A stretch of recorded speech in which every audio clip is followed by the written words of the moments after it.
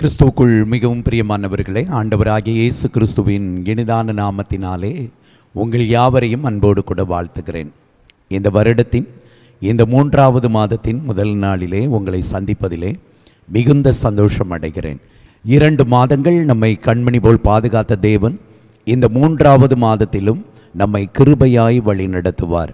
அந்த ஒரு நம்பிக்கையோடு நாம் தேவனுடைய வழியிலே நாம் நடப்போம் என்று சொன்னால் அவர் நம்மை நிச்சயமாகவே ஜெயமான பாதையில் நடத்துவார். கர்த்தருடைய பிள்ளைகளே, ஒருவேளை 2 மாதங்கள் பலவிதமான பாடுகள், உபத்திரவங்கள், போராட்டங்கள், பிரச்சனைகளினால் நீங்கள் சோர்ந்து கடந்து வந்து கொண்டிருப்பீர்கள் என்று சொன்னால் இந்த 3வது மாதத்தில் கர்த்தர் உங்கள் வாழ்க்கையிலே ஜெயத்தை நிச்சயம் கட்டளையிடுவார். அவருடைய நன்மையை நீங்கள் பெற்றுக்கொள்வீர்கள். அவர் உங்களுக்கு தரக்கூடிய நிறைவான ஆசீர்வாதத்தை நீங்கள் நிச்சயமாகவே சுதந்தரித்து கொள்வீர்கள். இந்த மாதத்தின் இந்த முதல் நாளில் வேதத்திலிருந்து ஒரு வசனத்தை உங்கள் முன்பாய் நிறுத்தி உங்களுக்காக ஜெபிக்க நான் விரும்புகிறேன். ஆதியாகமத்தின் புத்தகம் 12ஆம் அதிகாரம் அதனுடைய 2, 3 ஆகிய 2 வசனங்களை நாம் பார்ப்போம் என்று சொன்னால், நம்முடைய தேவனாகிய கர்த்தர் ஆபிரகாமை அழைக்கும் பொழுது வாக்குத்தத்தம் கொடுத்து அழைப்பதை நாம் அங்கே பார்க்க முடியும். எப்படிப்பட்ட வாக்குத்தத்தங்களை, எப்படிப்பட்ட ஆசீர்வாதமான வாக்குத்தத்தங்களை ஆபிரகாமுக்கு கொடுக்கிறார் என்றால், நான் உன்னை பெரிய ஜாதியாக்கி உன்னை ஆசீர்வதித்து உன் பெயரை பெருமைப்படுத்துவேன், நீ ஆசீர்வாதமாய் இருப்பாய், உன்னை ஆசீர்வதிக்கிறவர்களை ஆசீர்வதிப்பேன், உன்னை சபிக்கிறவனை சபிப்பேன், பூமியில் உள்ள வம்சங்கள் எல்லாம் உனக்குள் ஆசீர்வதிக்கப்படும் என்றார். கர்த்தருடைய பிள்ளைகளை, அடிக்கடியாய் அநேக நேரங்களில் இந்த வாக்குத்தத்தமான வார்த்தைகளை நாம் வாசிப்பது உண்டு, கேட்பது உண்டு கர்த்தருடைய பிள்ளைகளை. ஆனால் இந்த வாக்குத்தத்தத்திற்குள் அவ்வளவு ஒரு பெரிதான மகிமையான ஆசீர்வாதங்கள் நிறைந்திருக்கிறது. கர்த்தருடைய பிள்ளைகளை, ஆபிரகாமை பார்த்து கர்த்தர் சொல்லுகிறார், நான் உன்னை பெரிய ஜாதியாக்குவேன். பாருங்கள், ஒரு மனிதனாய் அழைக்கப்பட்ட ஆபிரகாமை தேவனாகிய கர்த்தர் சொல்லுகிறார், நான் உன்னை பெரிய ஜாதியாக்குவேன்.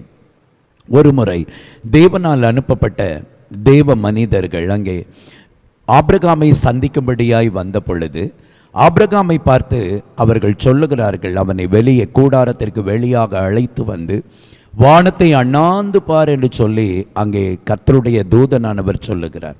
வானத்தை அண்ணாந்து பார்த்த பொழுது அதில் உள்ள நட்சத்திரங்களை எல்லாம் ஆபிரகாம் பார்க்கிறார். இந்த நட்சத்திரங்களை உன்னால் எண்ணக்கூடுமானால் உன் ஜாதியையும் உனக்கு வரப்போகிற உன் சந்ததியின் பெருக்கத்தையும் எண்ண முடியும். ஆகவே நட்சத்திரங்களைப் போல எண்ண முடியாத ஒரு பெருங்கூட்டத்தை உன்னுடைய சந்ததியிலே நான் உண்டாக்கப் போகிறேன் என்று வாக்கு பண்ணினார். அப்படியே இன்றளவும் ஆபிரகாமின் சந்ததி நாளுக்கு நாள் பெருகி கொண்டே இருக்கிறது. மாத்திரமல்ல, கர்த்தர் சொல்லுகிறார், உன்னை ஆசீர்வதிப்பேன். கர்த்தருடைய பிள்ளைகளே, ஆபிரகாம் இந்த பூமியில் வாழ்ந்த நாட்கள் முழுவதும் ஆசீர்வதிக்கப்பட்ட ஒரு மனிதனாய் வாழ்ந்து முடித்தார். அது மாத்திரமல்ல, இப்பொழுதும் தேவ ராஜ்யத்தில் ஆசீர்வதிக்கப்பட்ட ஒரு மனிதனாய் அங்கே அமர்த்தப்பட்டு இருக்கிறார். நாம் வேதத்திலே பார்ப்போம் என்று சொன்னால், லாசரு ஐஸ்வர்யவான் சம்பவத்தை இயேசு சொன்ன பொழுது அந்த லாசரு, அந்த ஏழை மனிதன், அந்த வியாதிப்பட்ட மனிதன் மரித்து ஆபிரகாம் மடிக்கு கொண்டு செல்லப்பட்டான் தேவதூதர்களால். கர்த்தருடைய பிள்ளைகளே, ஆபிரகாம் அப்படிப்பட்ட ஒரு உயர்ந்த ஒரு மேன்மையான ஆசீர்வாதத்தை இப்பொழுதும் அனுபவித்து கொண்டிருக்கிறார். நான் பிரசங்கித்து கொண்டிருக்கிற இந்த பிரசங்கத்தை நீங்கள் கேட்டுக்கொண்டிருக்கிற இந்த நேரத்திலும் கூட ஆபிரகாம் தனக்குரிய ஆசீர்வாதத்திற்குரிய ஸ்தானத்தில் அமர்ந்திருக்கிறவராகவே இருக்கிறார், என்றும் இருக்க போகிறார். அந்த ஆசீர்வாதத்தை யாராலும் கெடுக்க முடியாது, அழிக்க முடியாது. அப்படிப்பட்ட ஒரு மேலான ஆசீர்வாதத்தை கர்த்தர் ஆபிரகாமுக்கு கொடுத்திருக்கிறார். அப்படிப்பட்ட ஒரு ஆசீர்வதிக்கப்பட்ட மனிதனாய் கர்த்தர் வாக்கு கொடுத்தபடியே ஆபிரகாம் வாழ்ந்து கொண்டிருக்கிறார். கர்த்தருடைய பிள்ளைகளை, அது மட்டுமல்ல, உன் பேரை பெருமைப்படுத்துவேன். ஆபிரகாமுக்கு கொடுக்கப்பட்ட அருமையான ஒரு வாக்குத்தத்தம், உன் பேரை பெருமைப்படுத்துவேன்.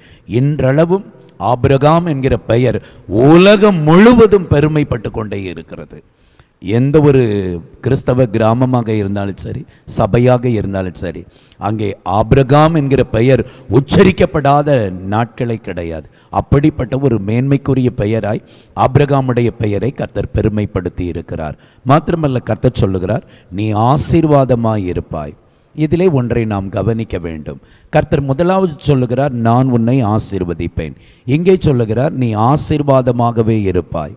பாருங்கள், ஆசீர்வதிக்கிற தேவனாகிய கர்த்தர் ஆபிரகாமை ஆசீர்வதித்து அதோடு நிறுத்தி விடாமல் அநேகருக்கு ஆபிரகாம் மூலமாக ஆசீர்வாதத்தை கொண்டு செல்லக்கூடிய ஆசீர்வாதத்தின் வாய்க்காலாய் அல்லது ஒரு ஆசீர்வாதத்தை பிறருக்கு எடுத்து செல்லுகிற ஒரு பாத்திரமாய் உன்னை ஆசீர்வதித்து நான் உயர்த்தி வைப்பேன் என்று சொன்னார்.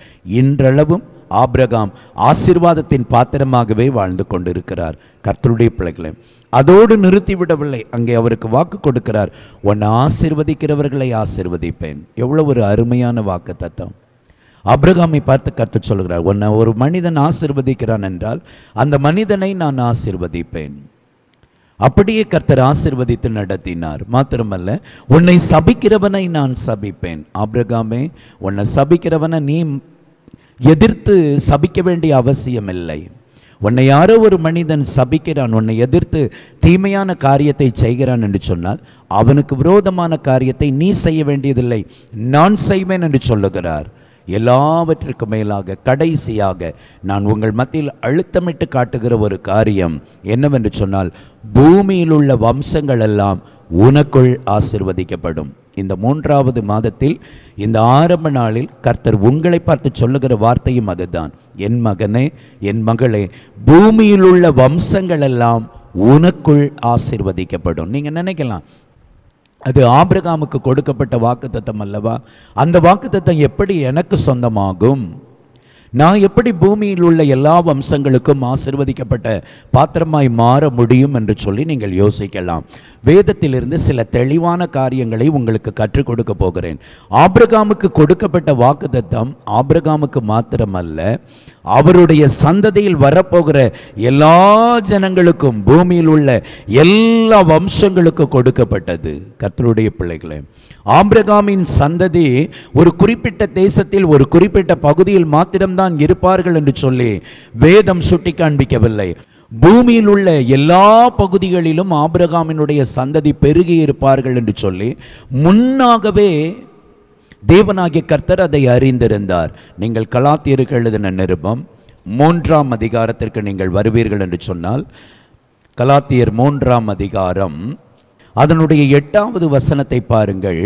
மேலும் தேவன் விசுவாசத்தினாலே பிரஜாதிகளை நீதிமான்கள் ஆக்குகிறார் என்று வேதம் முன்னாக கண்டு உனக்குள் சகல ஜாதிகளும் ஆசீர்வதிக்கப்படும் என்று ஆபிரகாமுக்கு சுவிசேஷமாய் முன்னறிவித்தது. ஆபிரகாமுக்கு ஒரு சுவிசேஷம் நாம் வாசித்தோம் அல்லவா? ஆதியாகமம் 12ஆம் அதிகாரம் 2, 3 ஆகிய 2 வசனங்கள். அது ஆபிரகாமுக்கு சொல்லப்பட்ட சுவிசேஷம், தேவனுடைய வார்த்தை, ஆசீர்வதிக்கப்பட்ட வார்த்தை. இந்த ஆசீர்வதிக்கப்பட்ட வார்த்தை, இந்த சுவிசேஷம் ஆபிரகாமுக்கு கொடுக்கப்படும் பொழுது அவனுக்கு மாத்திரமல்ல, அதை நீங்கள் நன்றாய் தெரிந்து கொள்ள வேண்டும். நாம் புரிந்து கொள்ள வேண்டிய ஒரு முக்கியத்துவம் வாய்ந்த ஒரு காரியம், ஆபிரகாமுக்கு பல்லாயிரக்கணக்கான வருடங்களுக்கு முன்பாக தேவன் சுவிசேஷமாய் சொன்ன அந்த வாக்குத்தத்தமான வார்த்தைகள் அவருக்கு மாத்திரமல்ல, தேவன் விசுவாசத்தினாலே பிரஜாதிகளை நீதிமான்கள் ஆக்குகிறார் என்று வேதம் முன்னாக கண்டு, பிரஜாதிகள் இந்த உலகத்தில் இருக்கிற ஆபிரகாமின் மாம்சீக பிரகாரமாக அவருடைய கற்பப்பிறப்பில் வருகிற ஜனங்கள் மாத்திரமல்ல, இன்றைக்கு இஸ்ரவேல் தேசத்தில் இருக்கிற இஸ்ரவேல் ஜனங்கள் மாத்திரமல்ல, உலகத்தின் எல்லா பகுதிகளிலும் இருக்கிற பிரஜாதிகள், இயேசுவை விசுவாசிக்கிற எந்த மனிதனாக இருந்தாலும் சரி, அவர்களுக்கும் அந்த வாக்குத்தத்தமான வார்த்தையில் உரிமை உண்டு, பங்கு உண்டு. அந்த ஆசீர்வாதத்திற்கு அவர்களும் சுதந்திரவாளி என்று வேதம் முன்னாக கண்டது. கர்த்தருடைய பிள்ளைகளே, இன்றைக்கு நீங்களும் நானும் இயேசுவை விசுவாசிக்கிறபடியினால் நாம் கர்த்தருடைய ஆசீர்வாதத்தை, ஆபிரகாமுக்கு சொல்லப்பட்ட வாக்குத்தத்தமான ஆசீர்வாதங்களை சுதந்தரிப்பதற்கு பாத்திரவான்களாய் இருக்கிறோம். இதை வேதம் முன்னாக கண்டது. கர்த்தர் முன்னமே அறிந்திருந்தார். ஆபிரகாமின் மாம்சீகமாய் கற்பப்பிறப்பில் வருகிற அவனுடைய சந்ததியில் வருகிற பிள்ளைகள் மாத்திரமல்ல, உலகத்தின் எந்த நாடுகளில் இருக்கிற ஜனங்களானாலும் இயேசுவை விசுவாசிக்கிற ஒவ்வொரு மனிதனும் இந்த வாக்குத்தத்தத்திற்கு சுதந்திரவாளி ஆவான் என்று சொல்லி தேவாதி தேவன் முன்னமே அதை முன்குறித்து வைத்திருந்தார். கர்த்தருடைய பிள்ளைகளே, ஆகவே இதிலிருந்து நீங்கள் ஒன்றை தெரிந்து கொள்ள வேண்டும். ஆபிரகாமுக்கு சொல்லப்பட்ட வாக்குத்தத்தமான வார்த்தைகள் அவருக்கு மாத்திரமல்ல, எனக்கும் சொல்லப்பட்டது. அந்த வாக்குத்தத்தமான வார்த்தையில் எனக்கும் பங்கு உண்டு. நானும் அந்த ஆசீர்வாதத்தை அனுபவிக்க முடியும். பாருங்க, ஆதியாகமம் 12:3 கர்த்தர் சொல்றார் பாருங்க, நான் உன்னை ஆசீர்வதிப்பேன்.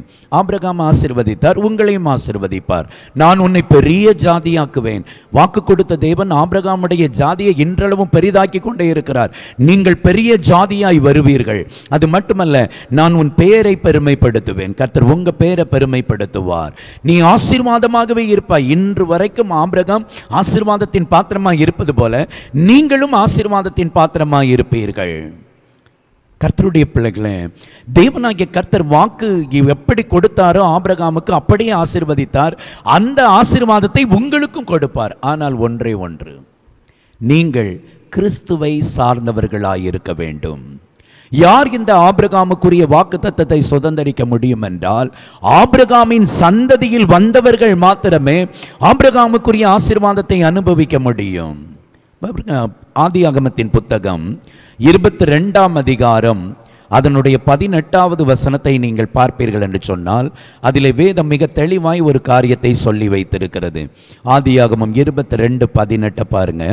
நீ என் சொல்லுக்கு கீழ்ப்படிந்தபடியினால் உன் சந்ததிக்குள் பூமியில் உள்ள சகல ஜாதிகளும் ஆசீர்வதிக்கப்படும் என்றும் என் பேரில் ஆணையிட்டேன் என்று கர்த்தர் சொல்லுகிறார் என்றார்.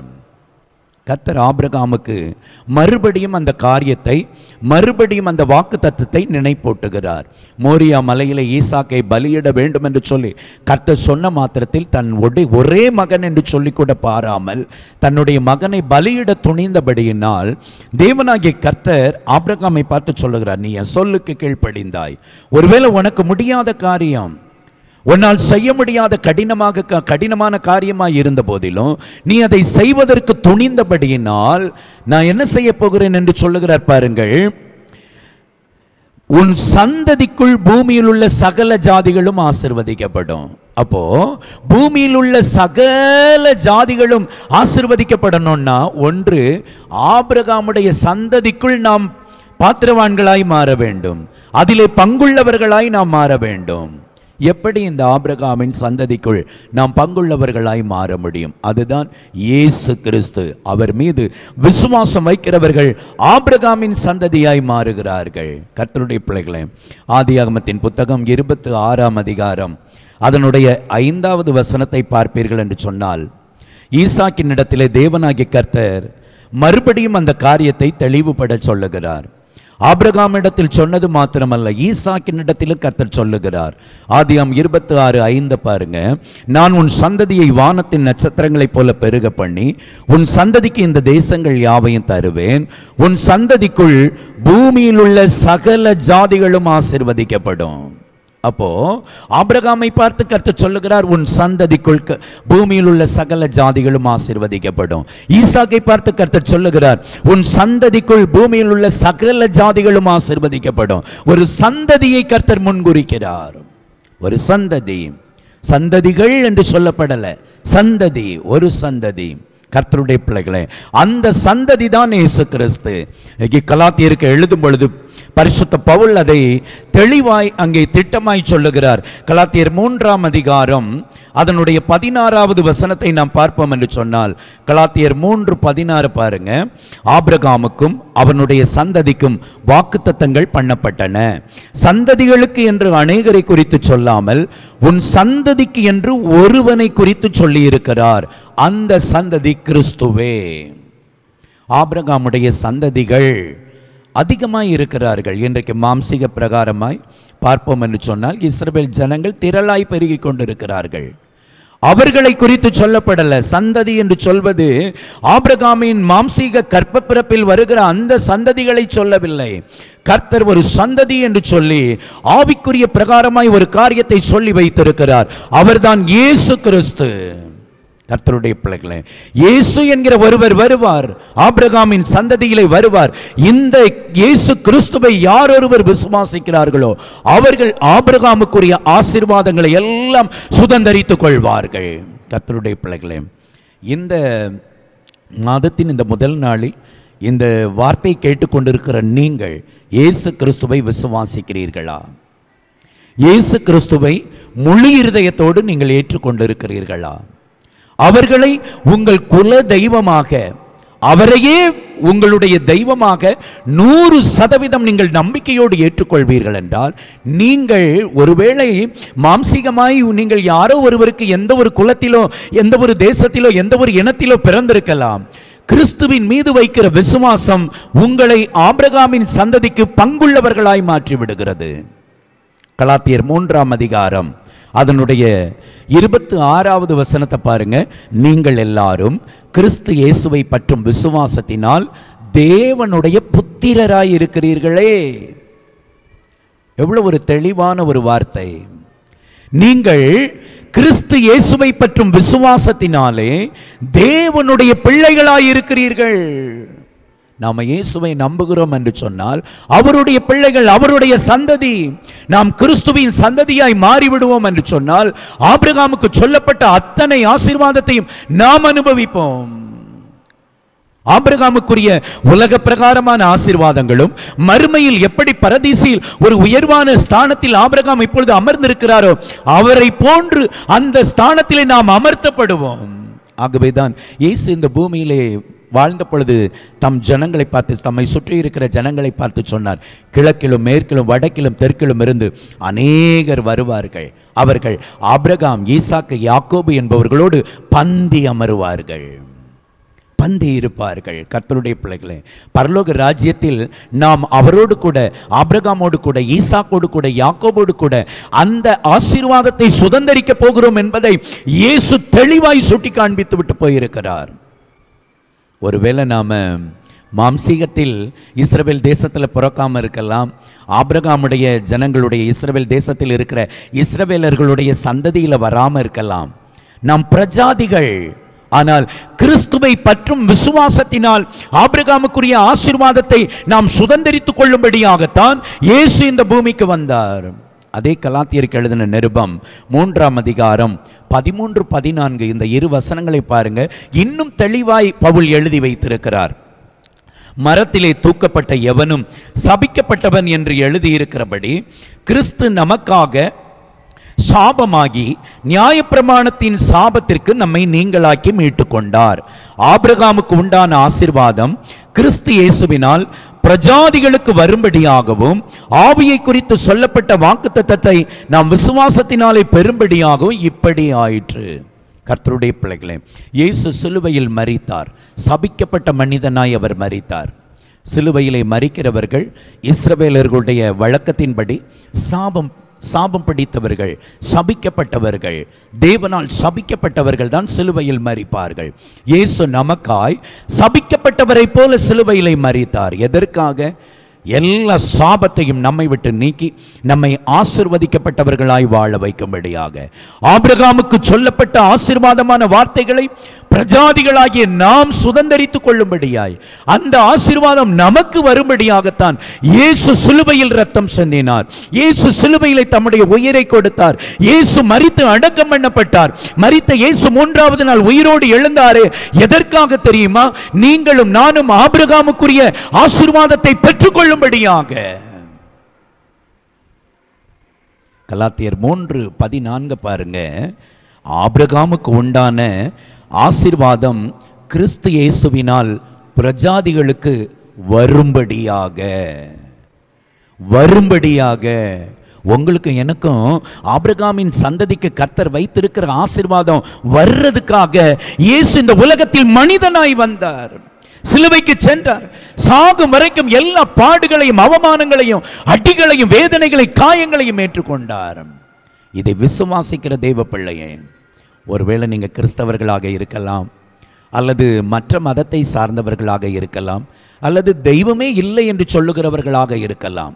என் சகோதரனே, சகோதரியே, என்னை கேட்டுக்கொண்டிருக்கிற கர்த்தருடைய பிள்ளைகளை, என் தகப்பனே, தாயே, ஒருவேளை உங்கள் குடும்பத்தில் இருக்கிற தீராத சாபம், ஏதோ ஒரு காரியத்தில் நீங்கள் அடிக்கடியாய் பாதிக்கப்பட்டு உங்கள் குடும்பம் நொறுங்கி போய் இருக்கிறதா?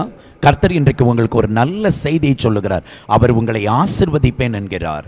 மாத்திரமல்ல, பூமியில் உள்ள வம்சங்கள் எல்லாம் உங்களுக்குள்ள ஆசீர்வதிக்கப்படும். இன்னைக்கு உங்களை பார்த்து தரித்திரம் பிடிச்சவன் சொல்றாங்களா? சாபம் பிடிச்சவன் சொல்றாங்களா? கர்த்தர் சொல்லுகிறார், உங்களை ஆசீர்வதிக்கப்பட்ட பாத்திரமாய் மாற்றுவேன் என்பதாய். நீங்கள் விசுவாசியுங்கள், இயேசுவை நம்புங்க, இயேசுவை ஏற்றுக்கொள்ளுங்க, அவரை உங்கள் சொந்த இரட்சகராக ஏற்றுக்கொள்ளுங்க. உங்க குல தெய்வமா இயேசுவை நீங்கள் ஏற்றுக்கொள்வீர்கள் என்று சொன்னார், இந்த இயேசுவின் மீது நம்பிக்கை வைப்பீர்கள் என்று சொன்னார், இன்றைக்கு உங்கள் வீட்டில் இருக்கிற வேதனை நீங்கி போய்விடும். வீட்டுக்குள்ள இருக்கிற மரண ஆவிகள் வெளியேறி ஓடும். குடும்பத்துக்குள்ள இருக்கிற தரித்திரம் வெளியேறி ஓடும்.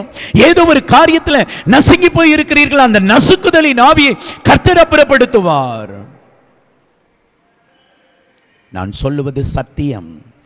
உங்கள் நடுவில் பேசிக் கொண்டிருக்கிற இந்த வார்த்தை சத்தியம் நிறைந்த வார்த்தை. எதையோ எங்கேயோ படித்து விட்டு வந்து ஏதோ பேச வேண்டும் என்று சொல்லி பேசிக் கொண்டிருக்கவில்லை. உங்கள் மத்தியிலே கர்த்தர் இந்த வார்த்தை பேசும்படியாய் அடியனை நிறுத்தி வைத்திருக்கிறார். கர்த்தருடைய ஜனமே, என்னை கேட்டுக்கொண்டிருக்கிற சகோதரனே, சோசியல் மீடியா மூலமாக அல்லது தொலைக்காட்சியின் மூலமாக இந்த வார்த்தைகளை கேட்டுக்கொண்டிருக்கிற தேவ பிள்ளையே, ஆபிரகாமை ஆசீர்வதித்த தேவன் உங்களை ஆசீர்வதிப்பேன் என்று சொல்லுகிறார். ஆபிரகாமை பூமியில் உள்ள வம்சங்களுக்கெல்லாம் ஆசீர்வாதத்தின் பாத்திரமாய் ஏற்படுத்தினது போல உங்களையும் ஆசீர்வாதத்தின் பாத்திரமாய் ஏற்படுத்துவேன் என்று சொல்லுகிறார். நீங்கள் ஆசீர்வாதமாய் இருப்பீர்கள்.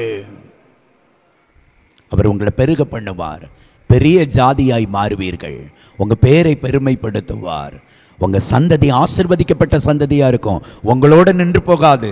உங்க பிள்ளைகள், பிள்ளைகளுடைய பிள்ளைகள், உங்க ஜெனரேஷன் எத்தனை தலைமுறையானாலும் சரி, கிறிஸ்துவை நீங்கள் பற்றி பிடிப்பீர்கள் என்று சொன்னால் உங்கள் சந்ததி கிறிஸ்துவின் சந்ததியாய் மாறி விடுகிறது. கர்த்தருடைய பிள்ளைகளே, கடைசியாய் ஒரே ஒரு வார்த்தையை சொல்லி முடிக்கிறேன்.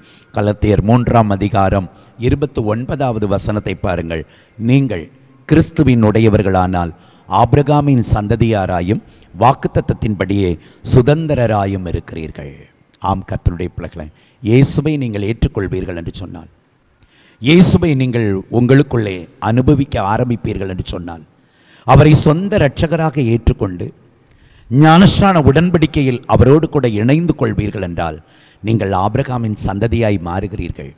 ஆபிரகாமுக்கு கொடுக்கப்பட்ட வாக்குத்தத்தங்கள் அனைத்திற்கும் நீங்கள் சுதந்திரவாளிகளாய் மாறுகிறீர்கள். ஒப்பு கொடுப்பீர்களா? இயேசுவே, உம்மை நான் நம்புகிறேன். இயேசுவை, உம்மை நான் ஏற்றுக்கொள்ளுகிறேன். நீர் எனக்கு வேண்டும். நீர் என்னை ஆசீர்வதிக்க வேண்டும். ஆபிரகாமை ஆசீர்வதித்தீரே, என்னையும் நீர் ஆசீர்வதியும். இவ்வளோ நேரம் நான் கேட்டுட்டு இருந்தேன்ப்பா. ஆபிரகாமை எப்படி ஆசீர்வதித்தீரோ அந்த ஆசீர்வாதம் எனக்கு உண்டு என்று சொல்லி இந்த ஊழியக்காரன் மூலமாக பேசிகிட்டு இருக்கிறீங்கப்பா. நான் நம்புகிறேன் ஆண்டவரே, ஆபிரகாமை எப்படியெல்லாம் ஆசீர்வதித்தீரோ என்னை ஆசீர்வதியும் ஆண்டவரே. இந்த உலகத்திலும் சரி, மறு உலகத்திலும் சரி, அந்த பரலோக ராஜ்யத்தில் ஆபிரகாமை போல நானும் அந்த இடத்திலே பங்கு பெற வேண்டும். என்னை ஆசீர்வதியும். பூமியில் உள்ள வம்சங்கள் எல்லாம் உனக்குள் ஆசீர்வதிக்கப்படும் என்று சொன்னீரே. ஒருவேளை நான் இன்னைக்கு ஒன்றுக்கும் உதவாத பாத்திரமா இருக்கலாம், யாருக்கும் பிரயோஜனமற்றவனாய் வாழ்ந்து கொண்டிருக்கலாம். என்னை ஆசீர்வதித்து அநேகருக்கு ஆசீர்வாத பாத்திரமாய் மாற்றும் என்று சொல்லி கர்த்தருடைய கரத்தில் உங்களை ஒப்புக் கொடுப்பீர்கள் என்றால் கர்த்தர் உங்களை ஆசீர்வதிப்பார். அர்ப்பணிப்போடு ஜபிப்போமா? முடிந்தால் நீங்கள் இருக்கிற இடத்தில் முழங்கால் படியிட்டுக் கொள்ளுங்கள்.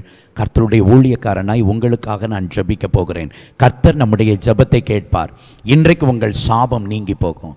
உங்கள் குடும்பத்தில் இருக்கிற அந்த வேதனை, போராட்டம், பிரச்சனை, பிசாசினால் வரக்கூடிய எல்லா விதமான நெருக்கங்களையும் கர்த்தர் மாற்றுவார். உங்கள் வாழ்க்கையில் நீங்கள் சந்தோஷத்தை பார்ப்பீர்கள். நம்பிக்கையோடு முழங்கால் படியிடுங்கள். விசுவாசத்தோடு ஜபிங்க. கர்த்தர் இன்றைக்கு உங்களை தேடி வந்திருக்கிறார். இன்றைக்கு உங்கள் வீட்டிற்குள்ளே கர்த்தர் வந்திருக்கிறார். சகோதரனே, இந்த வார்த்தையை நீங்கள் எங்கிருந்து கேட்டுக்கொண்டிருக்கிறீர்களோ அந்த இடத்தில் இயேசு உங்களை தேடி வந்திருக்கிறார். மகனே, நீ சாபம் பிடித்தவன் அல்ல, நீ ஆசீர்வதிக்கப்பட்டவன். நீ பயனற்றவன் அல்ல, நீ அநேகருக்கு பயனுள்ளவனாய் வாழப்போகிறாய் என்கிற ஒரு உத்தரவாதத்தோடு கூட கர்த்தர் இன்றைக்கு உங்களோடு பேசி கொண்டிருக்கிறார். நாம் ஜபிப்போமா? கர்த்தர் நல்லவர். தகப்பனே, நன்றியோடு உம்மை துதிக்கிறோம் ஆண்டவரே. உம்மை ஸ்தோத்தரிக்கிறோம் ஐயா. கர்த்தாவே, இந்த வார்த்தையை கேட்டு என்னோடு இணைந்து ஜெபித்து கொண்டிருக்கிற என் அருமையான சகோதரனுக்காக, சகோதரிக்காக, தகப்பனாருக்காக, தாயாருக்காக, வாலிப தம்பிக்காக, தங்கச்சிக்காக, குட்டி பிள்ளைகளுக்காக நான் ஜெபிக்கிறேன் ஆண்டவரே. கர்த்தர் தாமே ஒவ்வொருவரையும் ஆசீர்வதியும் ஆண்டவரே. தேவரீர் ஆபிரகாமுக்கு வாக்குத்தத்தத்தை கொடுக்கும் பொழுது அது பிரஜாதிகளுக்கும் என்று சொல்லி நீர் முன்னமே நீர் அறிந்திருந்தீர் ஆண்டவரே, முன்னாகவே கண்டிருந்தீர் ஆண்டவரே. தகப்பனே, தேவரீர் இப்பொழுதும் அர்ப்பணிப்போடு ஜபிக்கிற இவர்களையும் நீர் ஆசீர்வதிக்க வேண்டும் ஆண்டவரே. ஆபிரகாமுக்கு சொல்லப்பட்ட ஆசீர்வாதங்கள் இவர்களுக்கும் வரட்டும், இந்த குடும்பத்திற்கு வரட்டும் ஆண்டவரே, இந்த சந்ததிக்கு வரட்டும் ஆண்டவரே. இனி இவர்கள் சபிக்கப்பட்ட சாபம் பிடித்தவர்களாய் அல்ல ஆண்டவரே, ஆசீர்வதிக்கப்பட்டவர்களாய் வாழட்டும். எதை குறித்து கர்த்தாவை அதிக துக்கத்தோடு, வேதனையோடு, அழுகையோடு காணப்படுகிறார்களோ அதிலே கர்த்தர் மாற்றத்தை கொண்டு வருவீர்கள். சந்தோஷத்தை அனுபவிக்கட்டும் ஆண்டவரே, மகிழ்ச்சியை அனுபவிக்கட்டும் ஆண்டவரே. வேதனை நீங்கட்டும், வியாதி நீங்க சுகத்தை பெற்றுக்கொள்ளட்டும் ஆண்டவரே. பொல்லாத பிசாசு இந்த வீட்டை விட்டு வெளியேறி ஓடி போகட்டும் ஆண்டவரே.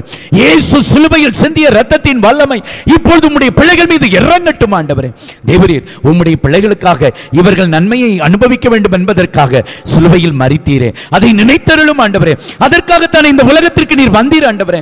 அதற்காகத்தானே மரணத்தை ருசி பார்த்து 3ஆம் நாள் உயிரோடு எழுந்தீர் ஆண்டவரே. தேவரீர் உம்முடைய உயிர்த்தெழுதலின் வல்லமை ஒவ்வொருவர் மீதும் இறங்கட்டும், ஒவ்வொருவருடைய வாழ்க்கையில் அற்புதங்கள் நடக்கட்டும், நன்மையை பார்க்கட்டும் ஆண்டவரே. வேதனை நீங்கி சந்தோஷத்தையும் மகிழ்ச்சியையும் அனுபவிக்கட்டும் ஆண்டவரே. நீர் அப்படி ஆசீர்வதிக்க போகிறபடியால் ஸ்தோத்திரம். நீர் ஜெபத்தை கேட்டுக்கொண்டிருக்கிறபடியால் ஸ்தோத்திரம். வியாதிப்பட்டவர்கள் மீது உம்முடைய கரத்தை வைக்கிறபடியால் ஸ்தோத்திரம். அற்புத சுகம் உண்டாகிறபடியால் ஸ்தோத்திரம். கொல்லாத உயிர் பிடுங்கும் பிசாசுகள், உயிர் கொல்லி பிசாசின் ஆவிகள் இப்பொழுது வெளியேறி ஓடுகிறபடியால் ஸ்தோத்திரம். மரண ஆவிகளின் வல்லமைகளை கர்த்தர் துரத்தி அடிக்கிறபடியால் ஸ்தோத்திரம். இயேசுவின் நாமம் மகிமைப்படுகிறபடியால் உமக்கு ஸ்தோத்திரம். கர்த்தாவே, ஒவ்வொரு குடும்பத்திற்குள்ளும் தேவ சமாதானம், மகிழ்ச்சி, சந்தோஷம் நிறைவாய் வெளிப்படுகிறபடியால் ஸ்தோத்திரம். இயேசுவின் நாமத்தில் ஜெபம் கேளும் ஜீவனுள்ள நல்ல பிதாவே, ஆமேன், ஆமேன். என் அன்பு கர்த்தருடைய பிள்ளைகளே, ஆபிரகாமுக்கு வாக்கு கொடுத்து ஆசீர்வதித்த தேவன் அவருக்கு மாத்திரமல்ல, ஆபிரகாமின் சந்ததிக்கும் அவர் கொடுத்திருக்கிறார். அந்த சந்ததி கிறிஸ்து. இந்த கிறிஸ்துவை விசுவாசிக்கிற நீங்கள் ஆபிரகாமின் சந்ததியாய் இருக்கிறபடியினால் ஆபிரகாமை ஆசீர்வதித்த தேவன் உங்களையும் ஆசீர்வதிப்பார். God bless you. கர்த்தர் உங்களை ஆசீர்வதிப்பாராக. ஆமேன். தொடர்பு கொள்ள வேண்டிய எங்கள் முகவரி: பாஸ்டர் டி. இன்பகுமார், இயேசுவின் பிரசன்னம் ஊழியங்கள், கர்மேல் பர்வதம், பேய்க்குளம், தூத்துக்குடி மாவட்டம், தமிழ்நாடு, இந்தியா. பின்கோடு 628613. அலைபேசி எண்கள் 9486373603 மற்றும் 7373133190. Our contact address: Pastor T. Inbakumar, Presence of Jesus Ministries, Karmel Mount, Peikulam, Tuticorin District, Tamil Nadu, India. Pin code 628613. Mobile number 9486373603 and 73731 வாரந்தோறும் வெள்ளிக்கிழமை காலை 10 மணி முதல் 1 மணி வரை பரிசுத்த உபவாச ஜெபம் நடைபெறும். வாரந்தோறும் ஞாயிற்றுக்கிழமை காலை 9:30 மணி முதல் 12 மணி வரை பரிசுத்த ஆராதனை நடைபெறும்.